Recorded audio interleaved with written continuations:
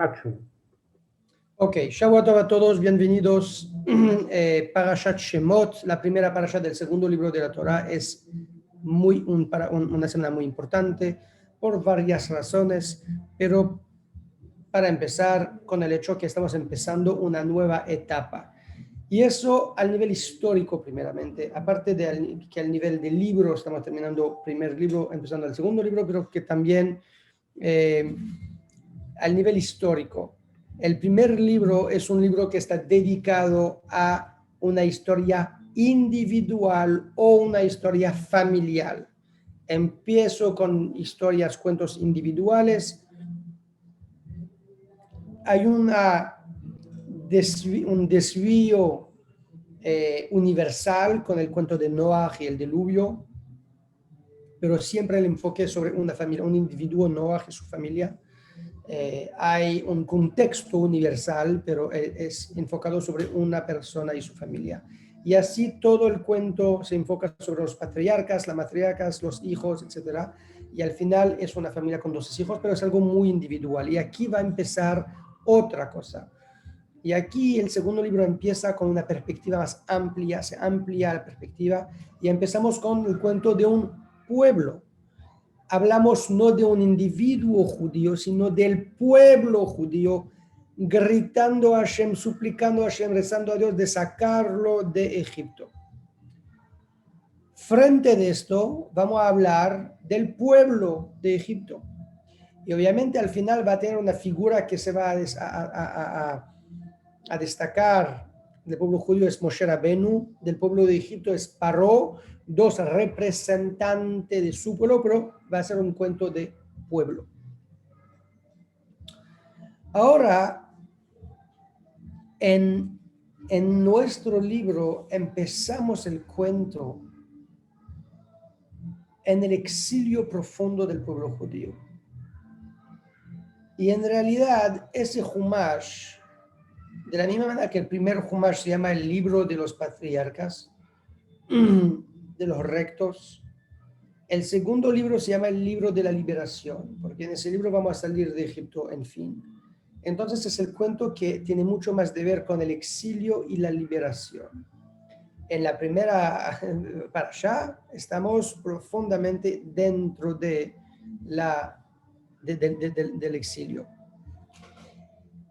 Y el exilio egipcio no era solamente el punto de la esclavitud. Es que era mucho más amplio que solamente el trabajo forzado. Era obviamente el trabajo forzado, pero había también el sufrimiento, la tortura, el violo de las mujeres, el robo de los niños, la matanza sistemática, orquestada, planeada de los niños. Un parte de los niños eran a una época tirado al Nilo, pero había también una presión increíble sobre los hijos, sobre los padres, los esclavos, que si no había suficiente bricks, ladrillos para hacer las pirámides, al final la cuota de la pirámide tenía que hacer. Entonces, los egipcios estaban poniendo los niños vivos, los niños judíos vivos, adentro de las piedras para compensar los huecos. Y encima poniendo un otro ladrillo. Y los niños estaban ahí muriendo de hambre y sofocando de aire, falta de aire. Pero dicen que cuando estaban los esclavos mismos construyendo, poniendo los ladrillos, estaban escuchando los gritos y el lloro de sus propios hijos, de dentro de las paredes, y no podían hacer nada. Había un sufrimiento una presión gigante sobre el pueblo judío. Y de ese sufrimiento sale el pueblo y grita a Dios. Y el cuento nuestro hoy se va a enfocar sobre la vida de un individuo que vivía en esa época. Y eso es una historia muy interesante. El personaje es muy conocido, pero vamos a explorar una parte de su vida que es un poquito más desconocido. Primeramente, la ironía del cuento. Paró hizo un decreto a un momento de matar todos los niños varones y de tirarlo al Nilo. ¿Por qué decidió esto? Porque había una visión en las estrellas. Los astrológicos vieron que hay un niño que lo va a quitar del trono, lo va a tumbar y va a liberar al pueblo. Y ese niño va a ser pegado por el agua. Ya dijeron, mira, si eso es la visión, que los estrellas dicen, lo que las estrellas dicen va a pasar. Entonces vamos a pegarlo con el agua nosotros de una vez. Entonces tiraron todos los niños al Nilo, lo mataron. Al punto que los judíos ya no querían tener hijos. Pero la ironía que es que todo eso se hizo por un niño que tenía que nacer. ¿Quién era ese niño? Moshe Rabenu.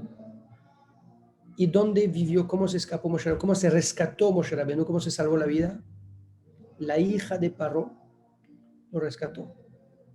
Entonces, ¿dónde Moshe creció? ¿Dónde vivió? En el cuarto al lado de Paró. Él vivió bajo del mismo techo en su casa. Él está matando cientos de miles de niños para un niño que realmente está al lado de él, viviendo acá bajo del mismo techo. Y eso es la ironía. Y al final Moshe Rabenu va a crecer, va a vivir en el palacio más lujoso del momento, con todo el lujo del mundo, con toda la riqueza, el bienestar. Y una persona naturalmente que nace, que crezca, que vive en una riqueza, en una abundancia, sin límites, él puede saber de la pobreza, él puede pensar sobre la pobreza, pero tiene una sensibilidad distinta sobre los pobres. ¿Acaso puedo pensar a veces que su sensibilidad va a ser en su contribución a ayudarlo aquí o allá? Pero va a ser muy difícil para una persona así que creció desde que nació en una opulencia, una abundancia sin límites, de sentir una empatía por un sufrimiento, por una preocupación que él no conoce.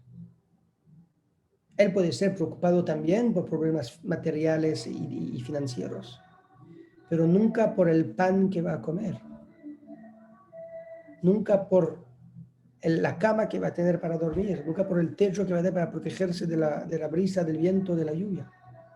Él puede tener preocupaciones financieras aún muchísimo más preocupante que el pobre. Él puede tener negocios alrededor del mundo, cosas en la balanza que realmente valen algo, cuando el pobre no tiene nada de perder. Todo eso es verdad. Pero el pobre no se preocupa por su plata, se preocupa por su vida. Y eso es algo que el rico tiene dificultad a empatizar. Moshe Rabbeinu crece en una opulencia, no solamente una abundancia material, sino con un poder. En una cultura donde lo que él quiere va a tener servientes corriendo atrás de él para hacer lo que va a querer. Si uno tiene la audacia de retrasar una orden con un clic de la mano y ese tipo se va en la cárcel o se va a ser matado. Es un modo de vida muy autoritario, donde el poderoso se suficia a sí mismo y está abusando continuamente de su poder. Así se expresa su poder. Es una cultura del momento. Y Moshe Rabbeinu su primera aparición en la Torah, como adulto, como persona, va a ser en ese momento justamente donde él va a poder ser excepcional en el sentido que va a ser algo que viniendo de donde él viene, eso no era en la expectativa. Él sale de su palacio, él va a ver el sufrimiento de sus hermanos.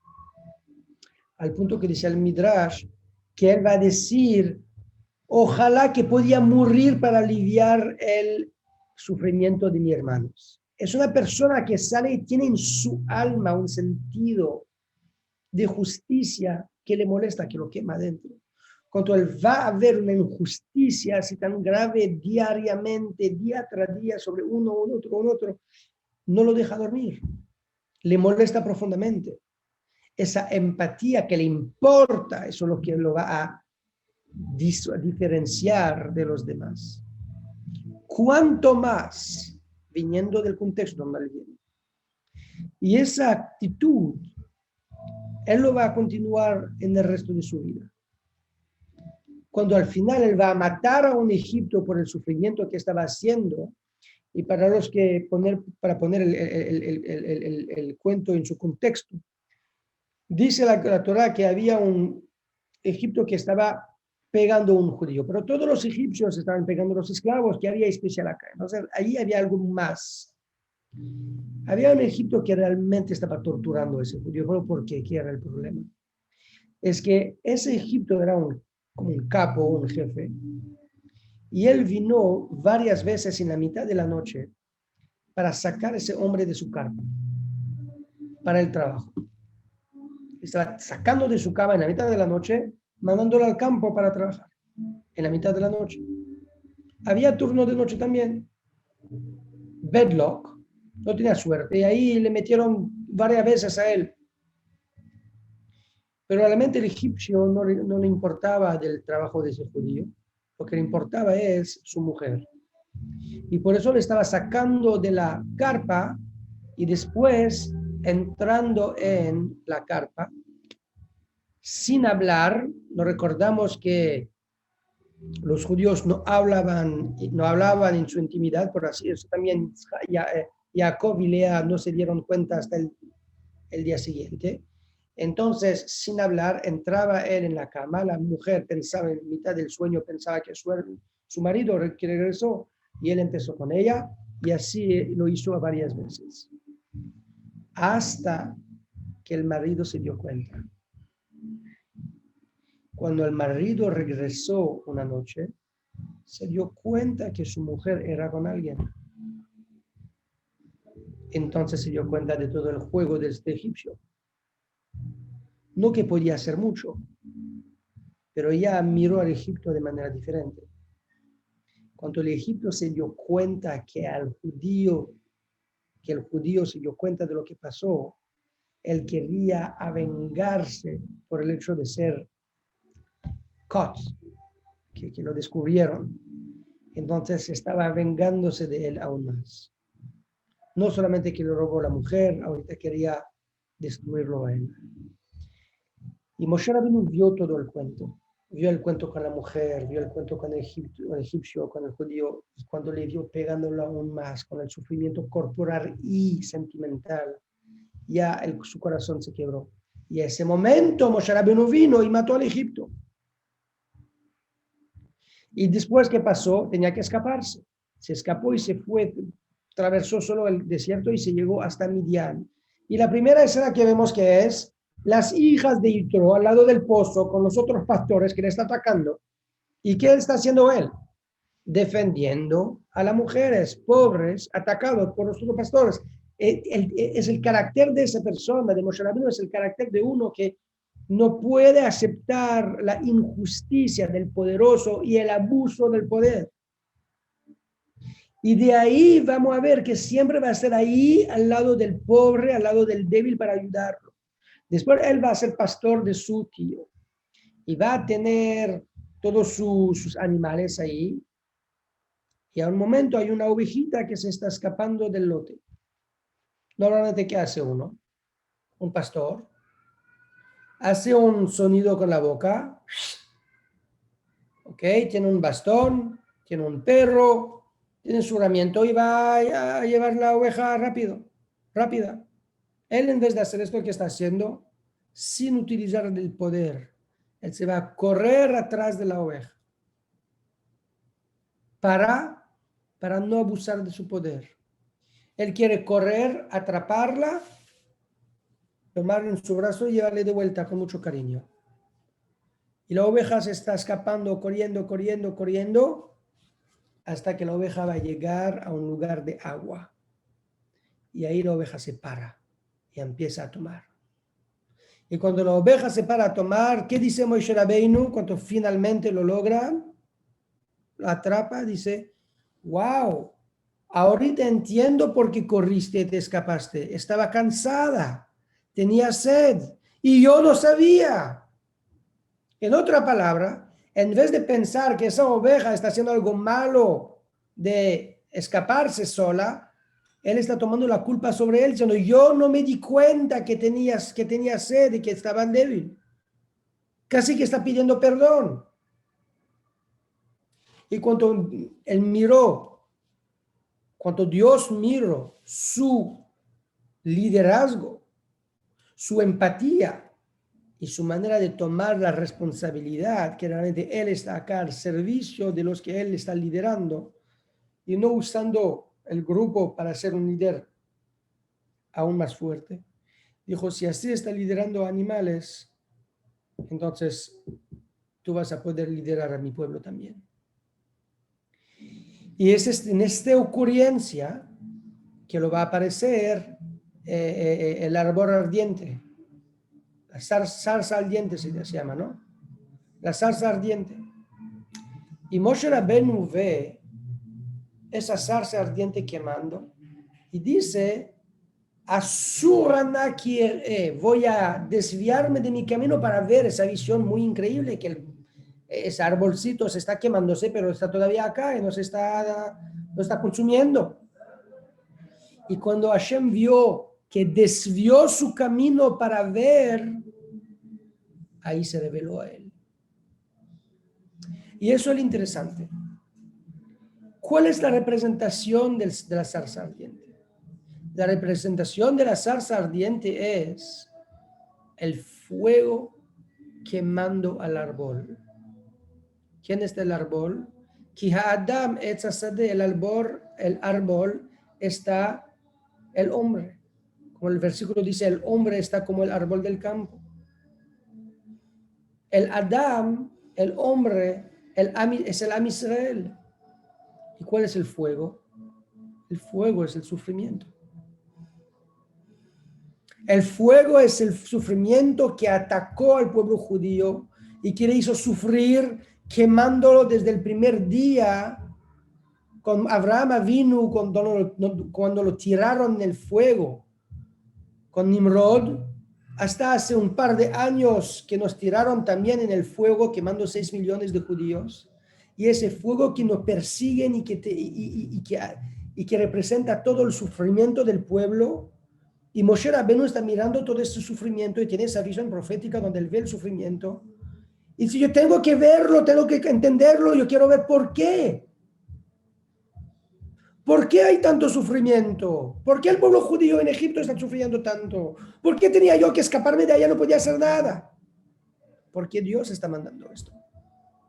Y la visión que Hashem lo mira es, pero reconfórtate, Moshe Rabbeinu, porque el árbol tiene fuego y verdad, pero nunca se consume. ¿No te das cuenta? Él va a vivir para eternidad. Él nunca va a ser quemado por ese fuego. El fuego lo persigue y él va a siempre salir de allá. Y cuando él se va a acercar de allá, se va a acercar de la zarza ardiente, Hashem le está llamando, Moshe, dice Ineni, le dice de quitarse los zapatos, ¿y qué va a hacer después? Se va a tumbar al piso y se va a esconder la cara, dándose cuenta que está frente a Dios. ¿Por qué se está escondiendo la cara? Porque la grande pregunta que hay, que Moshe Rabbeinu mismo va a preguntar después, la pregunta más fuerte de los profetas, es, pero Dios, podemos creer y entender que eres el juez absoluto, pero en tu justicia hay algo que no entendemos. ¿Por qué el justo, el tzadik, está sufriendo y el rasha puede tener éxito? ¿Cómo puede ser que uno puede ir cumpliendo con tu voluntad, con la Torah, con la mitzvot, con buenas acciones, con acciones de caridad y todavía no tener bendiciones en sus acciones? ¿Y cómo puede ser que uno está un maleante abusando del poder y tener éxito? ¿Dónde está la justicia? ¿en nombre de qué justicia el sufrimiento del pueblo judío viene? Y eso es la pregunta. Y sobre eso Dios va a venir y va a tratar de aparecer para revelar el secreto. ¿El secreto de qué? De la Midat Hadin. El secreto de la justicia divina. Y a ese momento, Moshe Rabbeinu se está tapando la cara. Él no mira. Pero Dios está para contestarte, ¿por qué no miras? Dice la Rizal, realmente Moshe Rabbeinu era un Gilgul, algo increíble, era un Gilgul de Hevel, el hijo de Adam Arishon. ¿Se recuerda de Hevel? Que Caín mató. Él también era un pastor. Hevel también era un pastor, como Moshe Rabbeinu, era un pastor. Roetzon. ¿Y cuál fue el pecado, la falta de Hevel? Es que Hevel intentó de entender lo que está tapado. Trató de entender el secreto de la justicia divina, de mirar por detrás de la cortina, para entender el secreto del funcionamiento de ese mundo. Y eso fue la raíz, la razón por la cual él no podía seguir a vivir. Al final se hizo a través de su hermano, y eso era un pecado en sí mismo. Pero ¿por qué él fue matado de parte de Dios? Porque Dios permitió esto. Porque él no podía seguir a vivir por ese pecado que él tenía. Y Moshe Rabbeinu vino para corregir esto.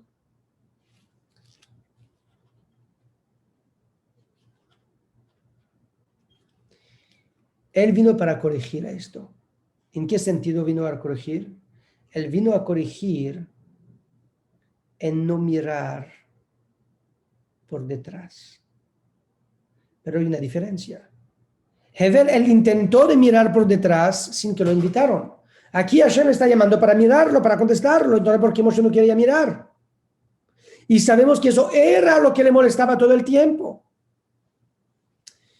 Para entender a esto, y eso va a ser la pregunta a contestar hoy, yo quiero hacer una paréntesis de un cuento. Pero antes del cuento, hay algo interesante que los Jajamim dicen. Al final, en el Humash Bamidbar, hablamos perdón, al final del Humash, hablamos de Moshe Rabbeinu y dijimos, el pasuk dice sobre él, Utmunat Hashem Yabit. Y la foto de Dios, él lo va a poder observar y ver. Y dicen los Jajamim, ¿por qué Moshe Rabbeinu logró de ver a Dios? En recompensa al hecho que él se escondió la cara. Espérate, ya no entendemos nada. Él se esconde la cara para no ver a la revelación que Dios le está haciendo. Cuando realmente sabemos que es lo que quería saber. Estaba su grande pregunta es ¿por qué hay sufrimiento que aparece injusto? Y ya Hashem está para contestarlo y él dice, no, ni me voy a tapar la cara. Pero él no quiere tener la respuesta. En recompensa a esto, Tmunat Hashem Yabit, él va a ver la cara de Dios. La foto de Dios. Entonces, ¿quiere ver o no quiere ver? Como algo que tú intentas de no hacer, cuando finalmente lo vas a ver, es una recompensa. Tú lo podías tener al principio, simplemente no taparte la cara. Entonces hay que entender un poquito esos textos para darle un poquito de coherencia. Y realmente el cuento es el siguiente.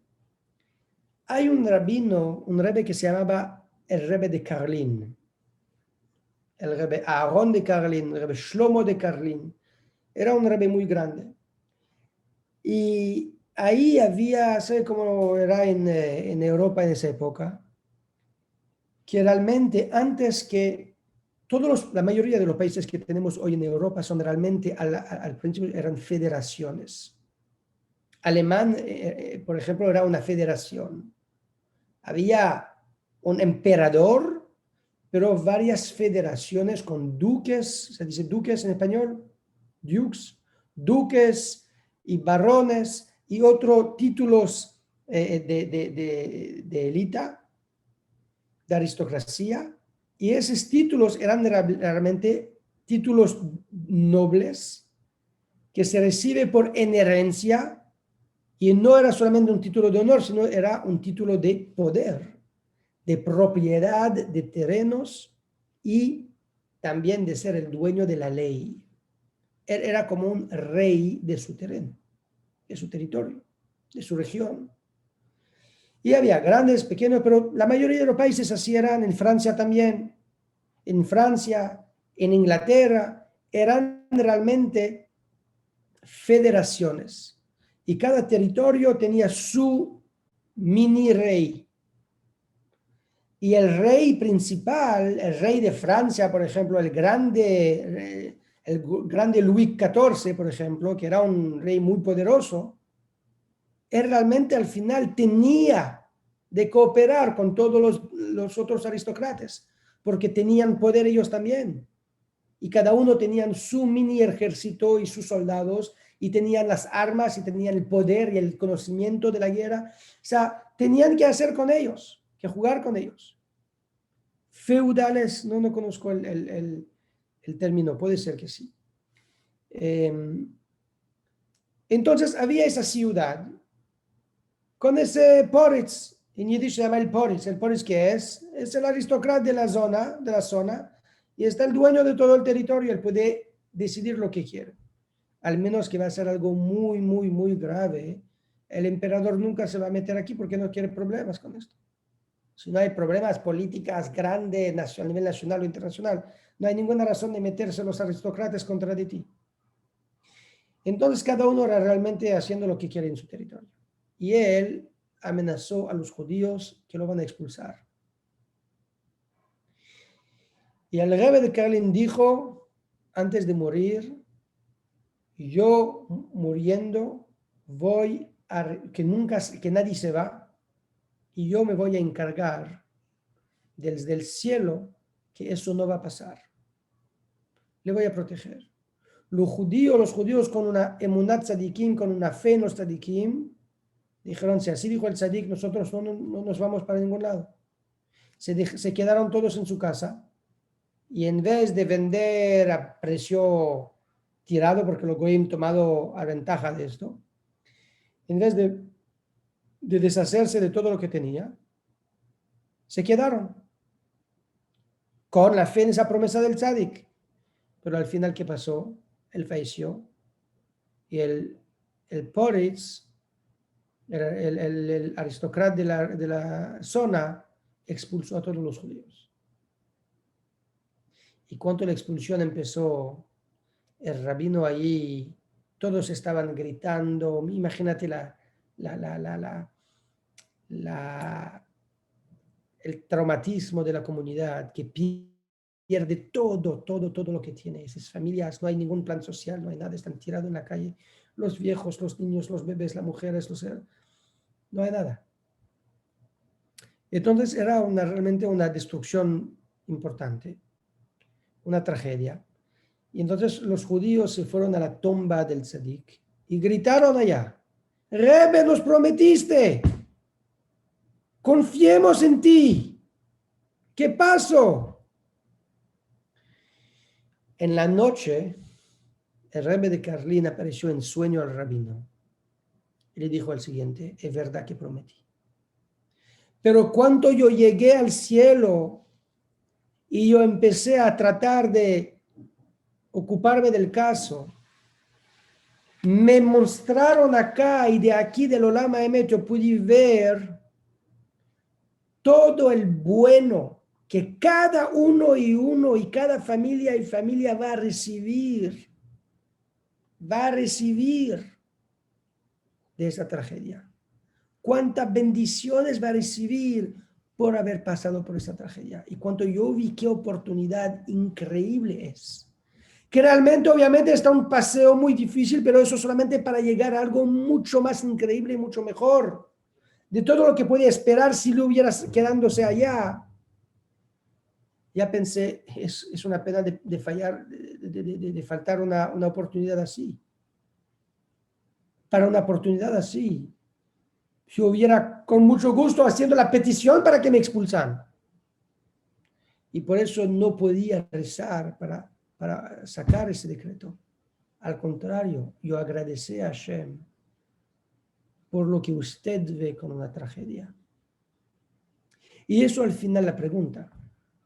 Es que el creyente tiene fe en Dios, no solamente en el hecho que Dios está encargado de todo, sino también tiene la fe que todo lo que Dios hace es por el bueno. Y la pregunta al final entonces no es por qué está haciendo algo, sino por qué Dios esconde el bueno de lo que está haciendo. ¿Por qué nosotros no podemos ver en cualquier cosa que pasa, en ese confinamiento, ese encerramiento, ese colapso económico, esos desafíos que tenemos? ¿Por qué no podemos ver la bondad, la oportunidad, la maravilla que hay en esa situación?